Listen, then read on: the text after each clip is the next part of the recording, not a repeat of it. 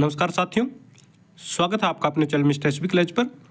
जी हाँ दोस्तों, हर साल की तरह से इस बार भी अपडेट आ गई है यहाँ पर दोस्तों, जो ग्रुप डी कर्मचारी हैं उनके लिए। जी हाँ, ग्रुप डी के जो कर्मचारी लगे हुए साथियों, टेम्परेरी और परमानेंट दोनों के लिए ये अपडेट है। ये भी आप लोगों को क्लियर होना चाहिए कि जो एडवांस रुपए दिए जाते हैं सरकार की तरफ से गेहूं खरीदने के लिए 25,000 रुपये, उसको लेकर दोस्तों ये अपडेट है।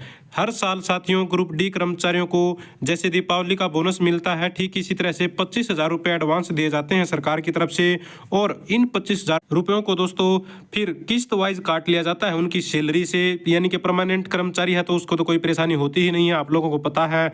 लेकिन जो टेम्परेरी कर्मचारी हैं उनके लिए भी वैसे ये ऑप्शन खुला हुआ है, लेकिन उनके लिए कंडीशन ये है कि जो डीडीओ है वो श्योर करेगा कि इस कर्मचारी के जो रुपए हैं वो वापिस आ जाएंगे फाइनेंशियल ईयर यानी कि 31/3/2026 तक साथियों ये वापिस ले लेने होते हैं कर्मचारी से, उसकी सैलरी में से काट कर किस्तों वाइज।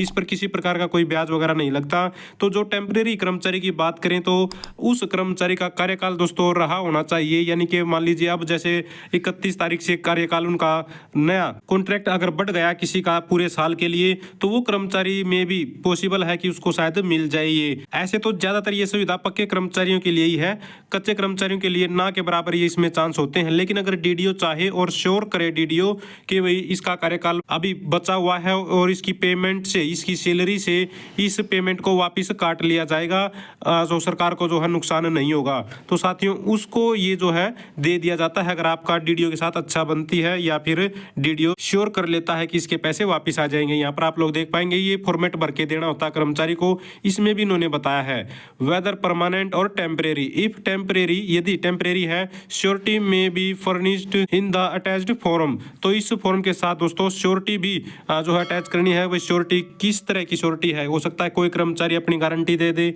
या फिर जो डीडीओ है वो श्योर करे कि भाई ठीक है इसका पूरा साल बचा हुआ है और इसकी सैलरी में से हम काटते रहेंगे और साल के अंत तक जो है जब इसका कार्यकाल खत्म होगा तो इसके सारे रुपए वापस आ जाएंगे। अगर इस तरह से श्योरिटी मिल जाती है तो साथियों उस कच्चे कर्मचारी को भी 25,000 रुपये दिए जा सकते हैं अगर डीडीओ चाहे तो। कुल मिलाकर बात यह है डीडीओ की श्योरिटी अगर मिल जाए, वो पक्का कर दे डीडीओ, हाँ भाई ठीक है कोई नहीं हम इसको जारी कर रहे हैं और इसका पूरा साल बचा हुआ है, तो मिल जाएंगे। यहाँ पर देखिए इसमें बताया गया है क्या अस्थायी, अस्थायी, यदि अस्थायी है तो संलग्न पत्र में जमानत प्रस्तुत की जा सकती है, यानी कि श्योरिटी प्रस्तुत की जा सकती है। ये लेटर आप लोगों को दोस्तों मिल जाएगा चीफ सेक्रेटरी ऑफ हरियाणा की ऑफिशियल वेबसाइट पर और फाइनेंस डिपार्टमेंट की ऑफिशियल वेबसाइट पर। सभी बोर्डों, निगमों, हेड जितने भी डिपार्टमेंट है सभी को ये जारी कर दिया गया है।